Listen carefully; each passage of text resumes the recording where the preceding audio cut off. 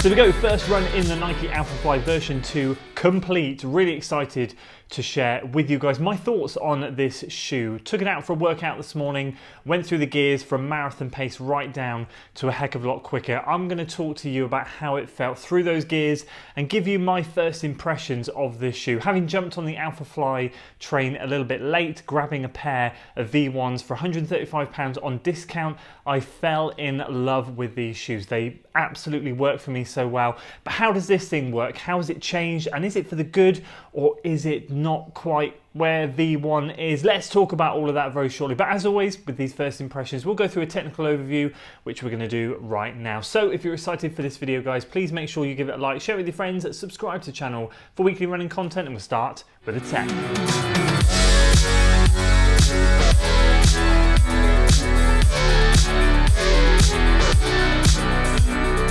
So let's start off by saying I went true to size in this shoe, which is a UK size 13, and it fits absolutely perfectly. In terms of stack height, Nike have not released anything specific, but we do know it's an 8mm heel to toe drop. That is a 4mm difference from version 1, because version 1 was a 4mm heel to toe drop, and we'll talk about that later in my first impressions. So in terms of weight, we're coming in at 330 grams or 11.7 ounces. And as always, we'll work away from the heel counter area, talk about the ankle collar, the tongue, the upper, the midsole, and then we'll move on to the outsole. So I'm going to try and fly through this bit because I want to give you my first impressions. But in and around the ankle collar area, positive and negative, we've got some great cushioning being used at the back heel counter here, which is thicker than what we've seen in recent Nike racing shoes. So normally what I class as just a bumper padding, which goes just kind of in a semicircle around the back there. And it's quite thin. This is thicker, it feels a bit plusher, and it feels really, really comfy. I really did enjoy it.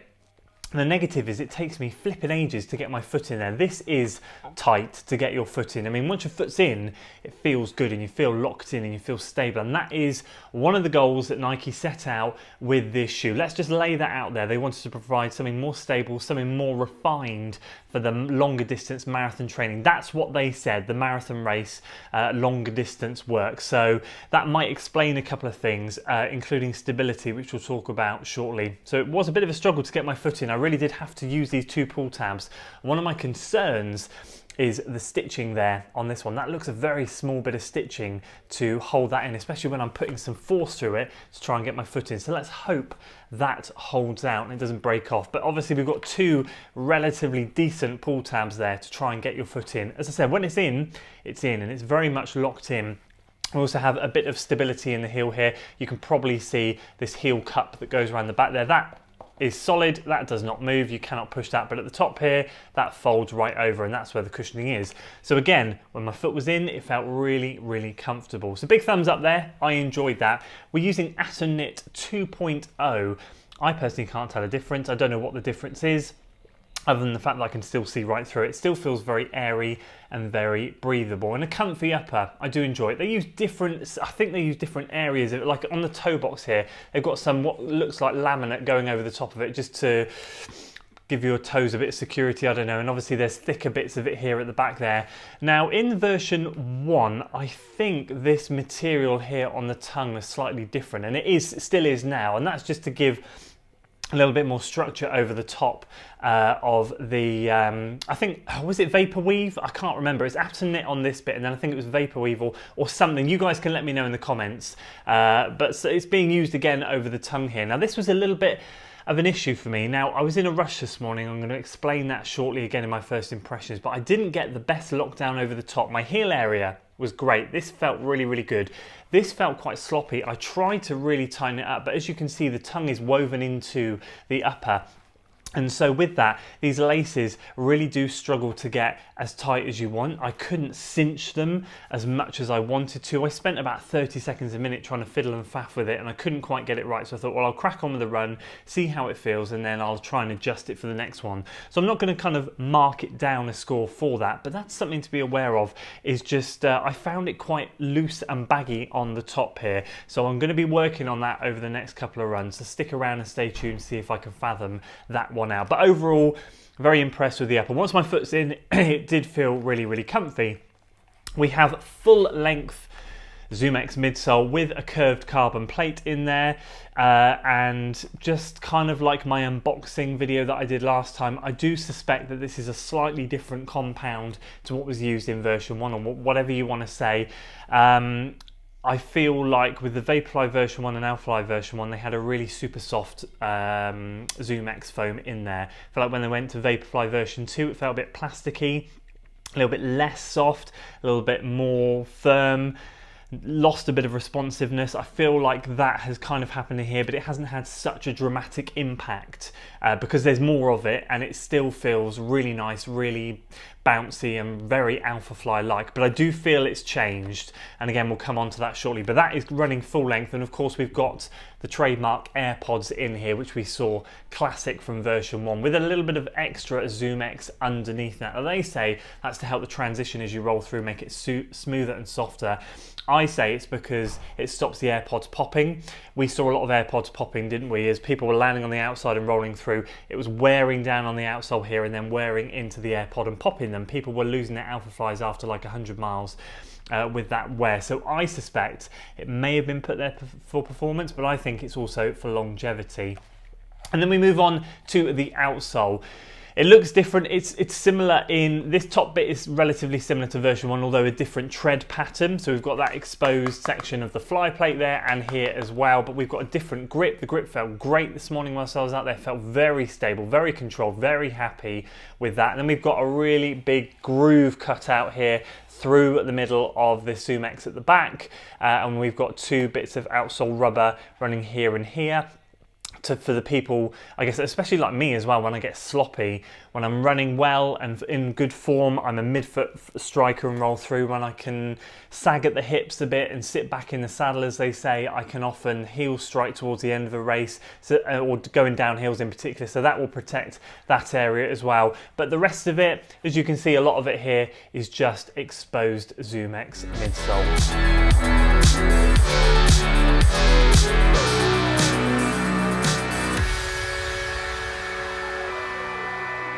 So let's move on to my first impressions. How did I find this shoe? Did I enjoy it, or was it a little bit of a letdown from version 1? Well, I've got to say straight off the bat, I did enjoy it. I can see, however, why this shoe is a bit of a Marmite shoe. Why some people love it, some people hate it. Now, I've spoken to a fair few people, heard their opinions. These are purely my opinions, and I'm quite grateful that I got on really well with this shoe this morning. But as I said, there is a couple of things that I think people need to be aware of with this shoe, and I'm going to give some advice at the end as to whether V1 or V2 might be the shoe that you want to try.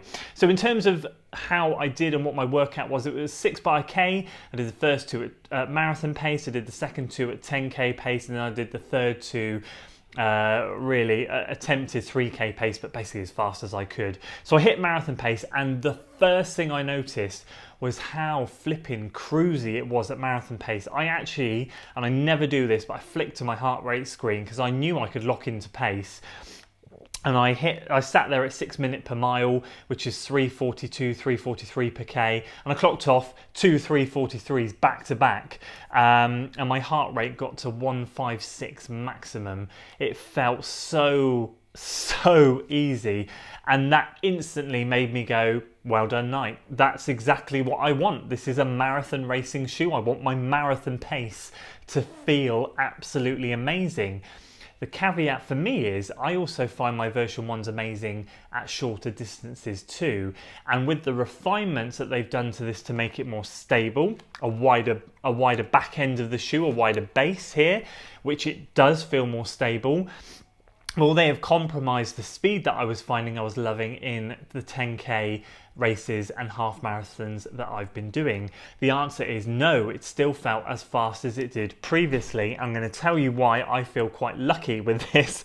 So my next two paces were 3:20 and 3:23, which matched or was a bit quicker than my 10k pace that I did at Cardiff Bay 10k, and then the last two were 3:17 and 3:12, and they were really going for it, and I was really happy with how it felt. So the speed was not an issue. Let's talk weight gain. This thing has gained weight. I've seen a lot of people say how much weight it's gained, up to 20-25 grams. My V1s were 318 when I weighed them yesterday. They've got about 65 miles in them. These are 330. They've gained 12 grams for me. It's really small, which, don't get me wrong, we don't want to see shoes trending. Like if they released a version 3 and it went up again, then hey, come on, we're getting too much for a racing shoe. And I do have daily trainers that are lighter than this. I've got speed shoes that are way lighter than this, loads of shoes that are lighter.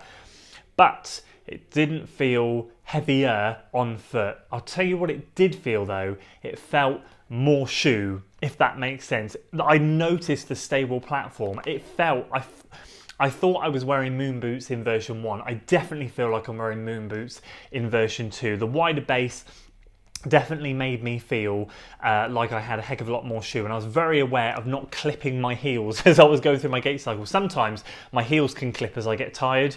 They obviously didn't today because it was a fresh run, but that's something that I'm going to be keeping an eye on. The foam was a worry. I said I wondered if it was like V2. Yeah, it feels firmer. It does feel a little bit firmer. It doesn't quite have that squish that the V1 had. It does feel a little bit firmer, but not as much of a difference as I noticed from Vaporfly V1 to V2. This still feels good, and the AirPods feel good. And actually the Zoom X under the AirPods, it did feel smooth. I've got to say, I still think they put that there for performance. I still think they put that there for wear and tear, but I can feel like there's a performance thing there. It did feel a very, very smooth transition. As you heard in the clips, it is still loud. It's a very slappy shoe.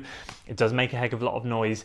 But I definitely agree with Nike when they say they've made it smoother. I agree, and at marathon pace, cruising is insane. So I'm quietly confident already that I'm going to say this is going to be my London Marathon 2022 racing shoe. A couple of things. What I hope to see is this opens up a little bit. All right, it is hard to get your foot in there, and I hope to be able to sort the lockdown out over the top, and I will experiment with that. I'm going to do a long run in it this weekend. That's going to be the major test, and I will do a dedicated video for that. The long run is key. That's where I'm really going to determine how marathon pace feels. But I've got to say, overall, I'm really, really happy. Now, my final verdict in terms of V1 and V2, and this isn't a comparison, but if you're looking at the AlphaFly and you're thinking, maybe I should get one, maybe I should try one, if the AlphaFly version 1 goes on discount again, and you can get it for under, let's say 160 quid, because I got my first pair for 133, then don't hesitate, get the version 1. All right, I really do think that there's not that much of a difference between the two to warrant the price difference if you can get it on sale, if that makes sense. If you get V1 on sale, just get it. Don't even look at version 2.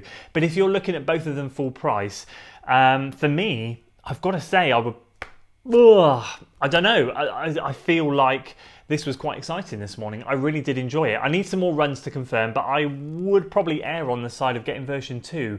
For marathon work, like, I do feel this is more stable. I didn't think the version 1 needed more stability. I never had a stability issue in it. But now they've given me more stability, I'm like, thank you. That feels really good. So the weight is frustrating, yes, but I didn't notice it. If you're one of the people that your size has gone up a lot of weight, I feel for you, because it's normally me that my weight on shoes goes up just because of the exponential size difference between a size 8 UK and a size 13. But overall, guys, I won't waffle anymore. Really happy with how this thing performed. Really happy with its first run, really excited to test it more this week. It will be used on the double threshold day on Wednesday and then on the long run on the weekend. Just want to put a fair few miles in it to start with, and then I will shelve it and see how we go. Frampton 10k in a couple of weeks time, it will be used there as well. So that's it, that's my thoughts on the Alphafly version 2. A thumbs up from me, not from some, but from me. I approve, I'm happy, I'm excited. Not quite this most incredible update, but I've got to say, I understand it's really hard to make an amazing shoe even better.